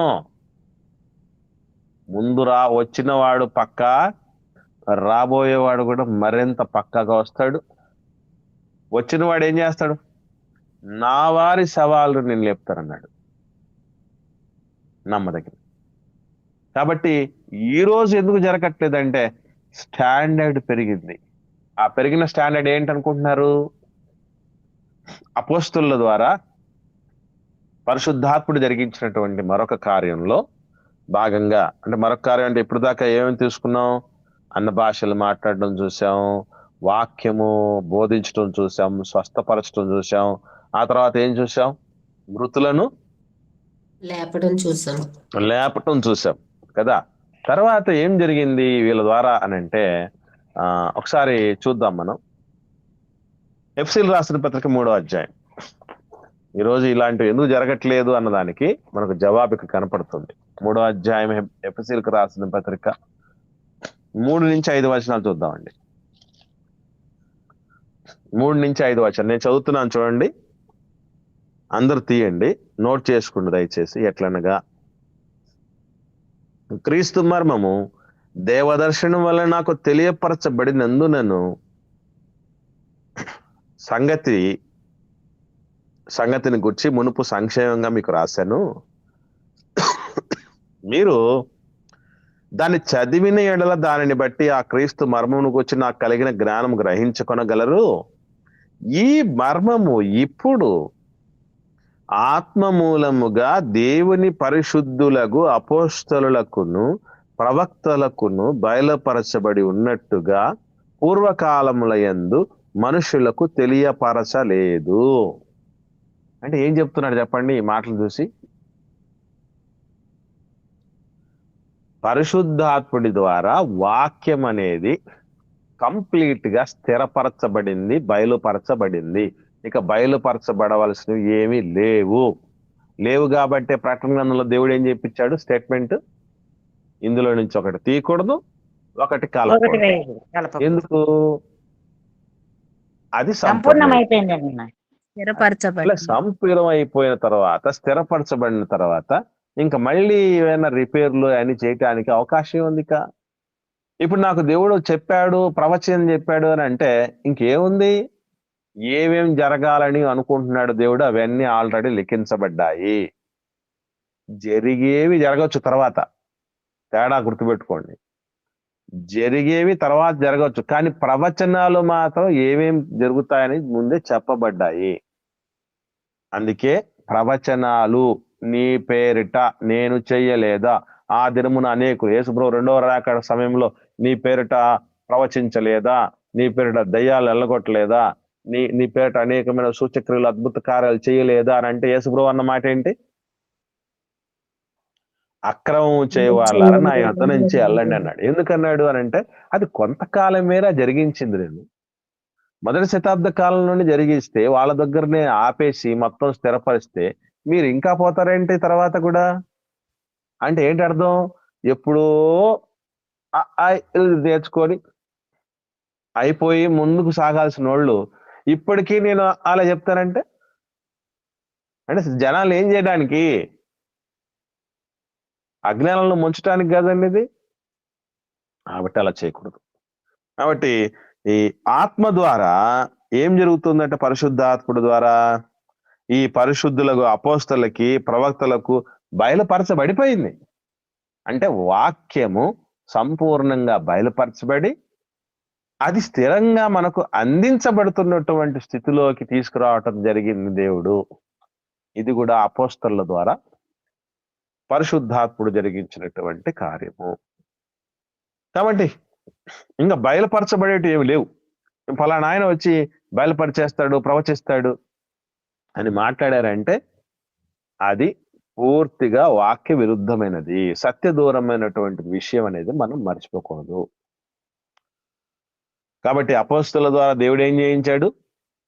ఇప్పుడు నేర్చుకున్నటువంటి విషయం మనం మృతులను లేపడం జరిగింది. అపోస్తలుల ద్వారా వాక్యము స్థిరపరచబడటం అనేది జరిగింది. అపోస్తలుల ద్వారా మరొక కార్యం కూడా దేవుడు జరిగించాడు. ఇప్పుడు చాలా మంది మనం చూస్తూ ఉంటాం అపోస్తలు అపోస్తలు అపోస్తలు, విన్నారా పేర్లు?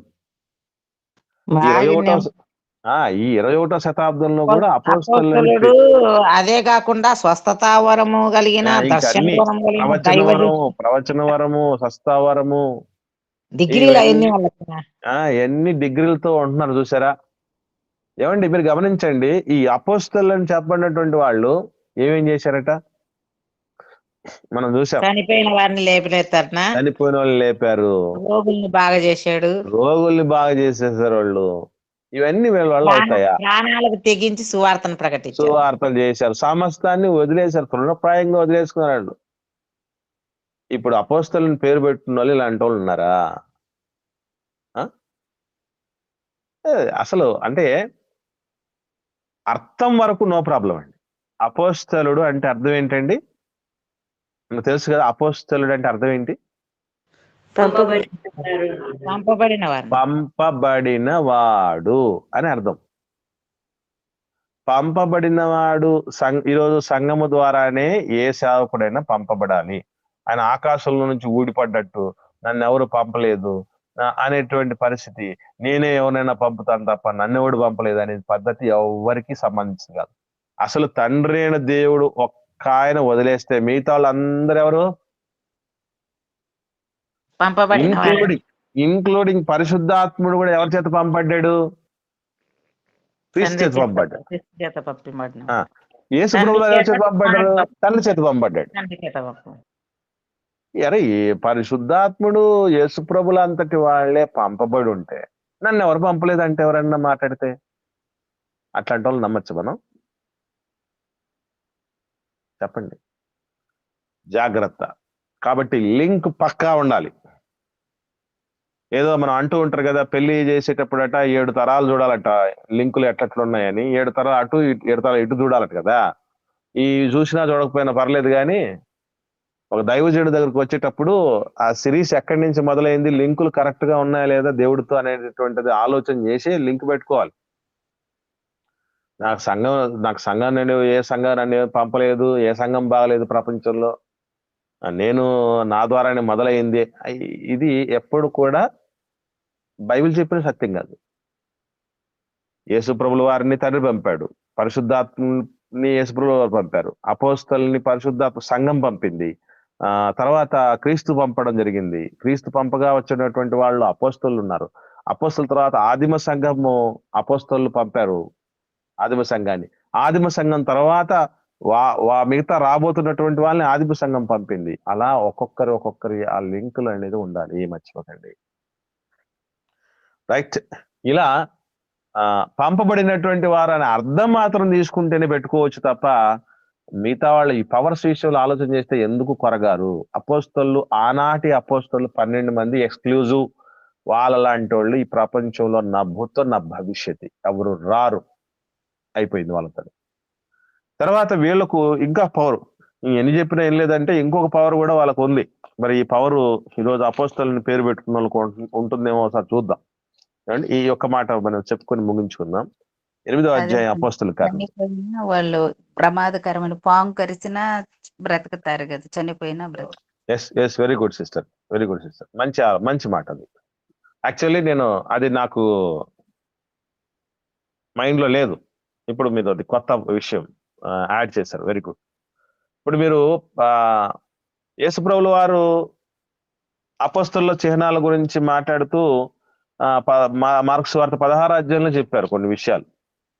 నమ్మిన వాళ్ళ వలన ఈ సూచక్రియ కనబడును అని. ఇది కేవలం అపోస్తలులకు మాత్రమే సుమా, పొలోమని నాకు కూడా సంబంధించింది ఏమని ఈ మధ్యకాలంలో స్నేక్ హ్యాండ్లర్స్ అనే సేవకులు వచ్చారు, తెలుసా మీకు? ఫారిన్ కంట్రీలో స్నేక్ హ్యాండ్లర్స్ అనేటటువంటి ఒక ప్రత్యేకమైనటువంటి మత శాఖ ఉంది. వీళ్ళు ఏం చేస్తారు తెలుసా? వాక్యం చెప్పేటప్పుడు బైబిల్ చేతిలో పెట్టుకుని వాక్యం చెప్పరు, విషపూరితమైనటువంటి పాములు చేతిలో పెట్టుకుని వాక్యం చెప్తారు. ఇట్లా చాలా మందిని ఆ పాములు కాటేసి వీళ్ళు చచ్చిపోయారు, అయినా కూడా వీళ్ళకి బుద్ధి రాలేదు. నమ్మిన వాళ్ళ వలన ఈ సూచక్రియలు కనబడినని యేసుప్రభుల వారు క్లారిటీకి చెప్తారు. ఈ అపోస్తలులే కొంతమంది నమ్మలేదు, యేసుప్రభు తిరిగి లేచి వచ్చింది. అందుకు ఆయన నిజంగా నువ్వు నమ్ముతున్నావు అని అంటే ఇదిగో ఈ పవర్స్ అని నీకు ఉంటాయని యేసుప్రభుల వారు చెప్పారు. అది వాళ్ళకు మాత్రమే, మిగతా వాళ్ళకి నాకు అని వచ్చేసావంటే పోతావు. మార్కు సువార్త 16వ అధ్యాయం 17వ వచనం చూద్దాం. మార్కు సువార్త 16వ అధ్యాయం 17వ వచనం. నమ్మిన వారి వల్ల ఈ సూచక్రియలు కనబడును, ఎలాగనగా నా నామమున దెయ్యాలు వెళ్ళగొడతారు, కొత్త భాషలు మాట్లాడతారు, పాములను ఎత్తి పట్టుకుంటారు, మరణకరమైనది ఏది తాగినా అది వారికి హాని చేయదు, రోగుల మీద చేతులు ఉంచినప్పుడు వారు స్వస్థత నొందుదురని వారితో చెప్పను అని. ఇప్పుడు మరణకరమైనది ఏది తాగినా కూడా వాళ్ళకి ఏం కాదంటే, ఈ రోజు మనం తాగితే మనకి ఏమన్నా అవుద్దా కాదా? చచ్చిపోతాం. ఖచ్చితంగా అవుద్ది, చచ్చిపోతాం. ఏమన్నా అవటం ఏంటి? ఇక ఖచ్చితంగా చనిపోతాం. మరి అలాగంటే మనకు ఒక డౌట్ రావచ్చు. ఫర్ ఎగ్జాంపుల్ దేవుడి సేవలో మనం వెళ్తున్నామండి, ఎవరో గెట్టనోడు పెట్టాడు, మనకు ప్రాణపై పరిస్థితులు వెళ్ళిపోయి మరణశయ మీద ఉన్నాం, సంఘం అంతా ప్రార్థిస్తుంది, కుటుంబం అంతా ప్రార్థిస్తుంది, దేవుడు కరుణిస్తాడంటారా కరుణించడంటారా? కరుణిస్తాడు. ఇక్కడ కొంచెం జాగ్రత్త పడాలి. మనకు విషయం ఏంటంటే ఆయుష్ ఆటికుంటే దేవుడేమి ఆయుష్ కాదమ్మా, ఆయుష్ కాదు, దేవుడి పని జరిగించాలని పనుంటే ఆయన కాపాడుకుంటాడు, తీసుకొని పోతాడు. అంతే. అది మనం ఆలోచన చేయాలి. మనం ఒకటి మైండ్ లో బ్లైండ్ గా ఫిక్స్ అవ్వకూడదండి. ఏమని? మనం ప్రార్థించేస్తే, మనం అడిగేస్తే, కుటుంబం ప్రార్థించేస్తే దేవుడు ఇచ్చేస్తాడు అనేది పొరపాటును కూడా ఎప్పుడు అనుకోకూడదు. మంచిది కాదు అది. ఇన్ కేసు మనం ఎంతమంది ప్రార్థన చేసినా కూడా కొంతమందిని మనం కాపాడుకోలేకపోయాం. మరి అలాంటప్పుడు ఇంతకు చచ్చిపోయిన వాళ్ళు పాపాత్ములు అనుకోవచ్చా, లేకపోతే దేవుడు మొర ఆలకించకుండా లేడని అనుకోని ఫిక్స్ అయిపోదామా? That's wrong thing. వాళ్ళ టైం వాళ్ళ నిజంగానే టైం ప్రసాద్ చనిపోయినప్పుడు నన్ను ఆఫీస్ లో అదే అడిగినారు, ఎప్పుడు దేవుడు అంటావు, ప్రార్థన చేస్తావు, మళ్ళీ దేవుడు నీ ప్రార్థన ఏం లేదా, మేము బతికించుకోలేకపోయినావు. Okay okay. సో అట్లే అంటే భర్తను అక్క కోల్పోయినటువంటి పరిస్థితులు ఉన్నప్పుడు కూడా నువ్వు ఎప్పుడేదో ప్రార్థన అంటావు, భక్తి అంటావు, అదంటావు, ఇదంటావు, నువ్వే మరి నీ భర్తను బతికి నీ దేవుడు బతికించలేదు, ఇవన్నీ సర్వసాధారణంగా వినపడుతూ ఉంటాయి మనకందరికి. కానీ వాళ్ళకి తెలియని సంగతి ఏంటి అని అంటే, దేవుడు యేసుప్రభుల వారు అంటాడు, మనకు తెలుసు కదా, గెత్సేమనే తోటలో ఆయన చేసిన ప్రార్థన, ఆయన ఈ గిన్నెను శక్యమైతే తొలగించు, ఆయనను నా చిత్తము కాదు నీ చిత్తమే జరిగింది. సిద్ధింది. ఆయన చిత్తం ఆయన తీసుకెళ్లాలని ఉంది, దేవుడి చిత్తం. దానికి ఎవడు ప్రార్థన చేస్తే ఏముంది చెప్పండి? ఇక ఆయన డెసిషన్ ఫైనల్, దట్స్ ఇట్. అంతేగాని భక్తి పరులు అయితే నేను చెప్పకుండా ఇక్కడ పెడతానని దేవుడు ఏమని చెప్పాడు ఎవరికైనా? లేదే. కాబట్టి ఇక్కడ మనం గుర్తు పెట్టుకోవాల్సిన విషయం ఏంటంటే, నీతిమంతుని ప్రార్థన మనపూర్వకమైనది, బహుబలం గలదై ఉండును అని చెప్పాడు కదా. నన్ను చాలా మంది క్వశ్చన్ చేశారు, ముఖ్యంగా మీకు చెప్పాను లేదు, కరోనా టైంలో మంచి భక్తి పరురాలు సహోదరు తిరుపతిలో అద్భుతమైన పరిచర్య చేస్తుంది. ఆయన కరోనా ఎఫెక్ట్ అయ్యాడు. చాలా మంది దైవజనులకు ఫోన్లు చేసి ఫోను వాళ్ళ ఆయన దగ్గర వెంటిలేటర్ మీద ఉన్నప్పుడు దగ్గర పెట్టి ప్రార్థన అంతా విని ఆమెను చెప్పు అని చెప్పి చాలా కన్నీళ్లతో ప్రార్థన చేయించుకుని ఆమె చేస్తూ అన్ని చేసింది. అవునమ్మా. అట్లాగా ఆయన చనిపోవటం జరిగింది. ఆమె మనసులో ఒకటి మిగిలిపోయింది, కానీ నాతో ఎక్స్ప్రెస్ చేయలేకపోయింది. కానీ నేనే గమనించి ఆ పాఠం చెప్పాలని ఆలోచన చేశాను. ఇంతమంది దేవజనులు ప్రార్థన చేసినా కూడా ఆ మైండ్ లో ఆల్రెడీ మైండ్ లో డౌట్ వచ్చేసిందట. నీతిమంతుల ప్రార్థన అనేది బలం గలదే ఉంటుంది కదా, మరి ఇంతమంది నీతిమంతులు చేశారు అంటే వీళ్ళందరూ దీన్ని బట్టి ఏమర్థం చేసుకోగలగాలి అని ఆలోచన చేసిందంటే, వీళ్ళు నీతిమంతులు కాదు కాబట్టి దేవుడు మా ఆయన్ని తీసుకెళ్ళాడు. వీళ్ళ నీతిమంతులు ఎవడూ లేని పరిస్థితిలో ఉన్నారు కాబట్టి, వాళ్ళ ప్రార్థనలు ఎవరు అలా చేయలేరు కాబట్టి ఆయన తీసుకెళ్ళాడు. నీతిమంతులు ప్రార్థన చేసిన, నీతిగా మారిన వారు ప్రార్థన చేసిన దేవుడు ఆ మనవిని తోసిపుచ్చిన సందర్భాలు ఉన్నాయి బైబిల్లో. దానికి ఎగ్జాంపుల్ ఏంటంటే, దావీదు గారు ఉన్నారండి, కొడుకు కోసం ప్రార్థన చేశాడు. నేను అడుగుతున్నాను, బాగా ఆలోచన చేసి చెప్పండి, ఆయన నీతిగా మారి పశ్చాత్తాపడే కదా ఆ పరిస్థితికి వచ్చింది. ఆయన అవునన్నా పశ్చాత్తాపడి అంతగా మారి నీతిగా మారినటువంటి వ్యక్తి 7 రోజులండి దేశాన్ని ఏలిన చక్రవర్తి పచ్చి మంచినీళ్ళు కూడా ముట్టుకోకుండా కింద నేలకు అతుక్కొని పోయినట్టుగానే ఉండి ప్రార్థన చేస్తే కన్నీళ్లతో దేవుడు తీసుకెళ్ళాడు. మరి ఏమందో మరి ఆయన ఇష్టంలో లేదంతే. అసలు ఆ సేవకే భయపడి అన్న, చనిపోయినామని చెప్తే ఇప్పటికే అన్నం తినకుండా అట్లుండాడే, మళ్ళీ ఏమవుతాడో అని. అసలు తాను చంపుకుంటాడేమో ఇంకా అన్నటువంటి ఆ భయంలోకి వెళ్ళిపోయారు సేవకులందరూ కూడా. అంత సీరియస్నెస్ లోకి వెళ్ళిపోయాడండి ఆయన. అంటే గుర్తు పెట్టుకోవాలి, మరి ఇవన్నీ మనకు తెలియాలి పిల్లలు. ఓకేనా? కాబట్టి మనం ప్రార్థన విషయంలో జాగ్రత్త వహించాలి. ఇక్కడ మరొక విషయం, వాళ్ళు పాముల్ని ఎత్తిపట్టుకున్నటువంటి పరిస్థితి జరిగిన ఎన్నో సందర్భాలు మనకు తెలుసు. అది ఇక్కడ మెలితే ద్వీపం దగ్గరికి వెళ్ళినప్పుడు అపోస్తుల కార్యం 2వ అధ్యాయంలో పౌలు గారు చలిమంట కాచుకునేటప్పుడు పుల్లలేరి పెట్టుకున్నప్పుడు ఒక పాము వచ్చి గట్టిగా పట్టేసుకుంటది ఆయన్ని. సముద్రం పరిసర ప్రాంతాల్లో ఉన్న పాములు చాలా ప్రమాదకరమైనటువంటి. వాళ్ళు అనుకున్నారు ఇక అయిపోయాడు, అసలు సముద్రంలో నుంచి తప్పించుకొని వచ్చినా కూడా దేవుడు వదిలిపెట్టలేదు, ఏదో పరమ దుర్మార్గుడు పరమ పాపాత్ముడు ఉన్నట్టున్నాడు, అందుకే లేపి దేవుడు చంపైపోతున్నాడు, నురుగ్గా కొంచెం చచ్చిపోతారేమో ఎదురు చూస్తున్నారట వీళ్ళు. ఇంకా ఏమి ఎవరే కానీ ఒక ట్రీట్మెంట్ కూడా ఇవ్వట్లేదండి. అంటే ఏంటి అర్థం? ఇచ్చినా ప్రయోజనం లేదు, చచ్చిపోతాడు ఖచ్చితంగా. చనిపోతాడు. కాబట్టి ఖచ్చితంగా, ఎందుకంటే వాళ్ళకందరికీ అక్కడ తెలిసి ఉంటుంది కదా ఎట్లాంటి పాము ఏంటి అనేది అదంతా. అటు ఏ ప్రయత్నం చేసినా వేస్ట్ అనుకొని ఎట్లా చచ్చిపోతాడు చూద్దాం అబ్బా అని. వాళ్ళ దగ్గర సెల్ ఫోన్ లేవు కాబట్టి సరిపోయింది. ఇప్పుడైతే శుభ్రంగా మనం సెల్ ఫోన్ లో బంధించేవాళ్ళం కూడా, వీడియో తీసేవాళ్ళం. వీడియో తీసి అప్లోడ్ చేసేవాళ్ళు, ఎక్స్క్లూజివ్ అని. ఏం కాలేదు ఆయనకి. అంటే మనం గుర్తుపెట్టుకోవాల్సిన విషయం ఏంటంటే, మన ప్రమేయం లేకుండా, గుర్తుపెట్టుకోండి, మన ప్రమేయం లేకుండా ఇలాంటి ప్రమాదాలు జరిగితే దేవుడు చూసుకుంటాడు. చూసుకునే క్రమంలో ఆయన నిలబెట్టుకోవాలి, ఇంకా పని ఉందనుకుంటే నిలబెట్టుకుంటాడు, ఏం పని లేదు అనుకుంటే తీసుకెళ్ళిపోతాడు. ఏదైనా మేలే. అది ఏ రోగమైనా, ఏ విధంగానైనా, ఒకవేళ అంటే యాక్సిడెంట్ అయినా, ఏ విధంగానైనా వెళ్ళిపోతారు. మేము పరిచయం చేస్తున్నామండి. ఈ ఎంతో మంది మనం చూస్తూ ఉన్నాం. మన ఈశ్వరరెడ్డి పాస్టర్ గారు ఉన్నారు, పెంతెకోస్తు సంఘ. అవునమ్మా, మంచి యథార్థపడి విశ్వాసం. అవునమ్మా. కొడుకుకు పెళ్లి చూపులకి వెళ్ళాడు, ఆయన చనిపోయాడు, కొడుకు కూడా చనిపోయాడు కదమ్మా. కొడుకుండాడు. ఆయన చనిపోయాడు. ఎంత మంది అనుకున్నాడు తెలుసండి ఆయన గురించి? ఏ పాపం చేశాడో ఏమో. రేపు మేము పరిచర్యల నిమిత్తం తిరుగుతున్నాం, రేపు ఏ రీతిగా పోతామో ఎవరు తెలియదే కదండి. తెలియదు కదా. ఆయన సెలవు లేకుండా జరగదు. ఏదో దేవుడి చిత్తం ఉంటేనే జరుగుతుంది అనుకోండి. అయినా కూడా మనం ఏమనుకుంటాం మనసులో? మనకు మాత్రం నీతిగా కనబడ్డారు, ఏ పాపాలు చేశాడో తీసుకెళ్లిపోయాడు దేవుడు అంటే. ఈ మాట మాత్రం ఖచ్చితంగా అంటారు. మనం అందుకే నేను చెప్తున్నాను, ఒక మనుష్యుని సంగతులు వాని మనుష్యాత్మకే తప్ప మనుషుల్లో మరి ఎవ్వరికీ తెలియదు.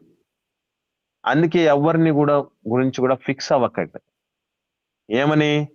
వీళ్ళకు పక్కా పరలోకం అని గాని, వీళ్ళకు పక్కా నరకం అని గాని ఎవరు ఫిక్స్ అవ్వకండి. వచ్చి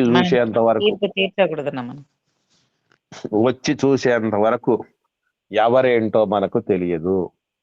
వేరే విషయం వద్దు, వేరే వాళ్ళ విషయం వద్దు. మన సొంత రక్షణ గురించి మనం ఎక్కువ స్పృహ కలిగి ఉన్నాం. ఓకే అండి. దీంతో పాటు అపోస్తలులకు ఇవ్వబడిన మరొక వరం ఏంటంటే, వాళ్ళు చేతులు ఇస్తే ఎవరు వచ్చేవాళ్ళు? పరిశుద్ధాత్ముడు దిగేవాళ్ళు. ఇప్పుడు దిగుతారు వారు మరి? చేతులు ఇస్తే ఆ చేతులకు ఉన్నటువంటి బ్యాక్టీరియా అవి ఇవి అన్ని కూడా వాళ్ళకు తగులుకుంటాయేమో తప్ప పరిశుద్ధాత్ముడు దిగటం అంటే జరగదు, మర్చిపోకండి. ఇవండి పరిశుద్ధాత్ముడు అపోస్తలుల ద్వారా జరిగించినటువంటి కార్యాలు. నెక్స్ట్ మనం నేర్చుకోబోయే పాఠం ఏంటంటే, ఆదిమ క్రైస్తవుల ద్వారా పరిశుద్ధాత్ముడు జరిగించిన కార్యాలు నేర్చుకుంటాం. ఇంతవరకు విన్న వాటిలో ఎవరికైనా ఏమైనా సందేహం ఉంటే అడగండి.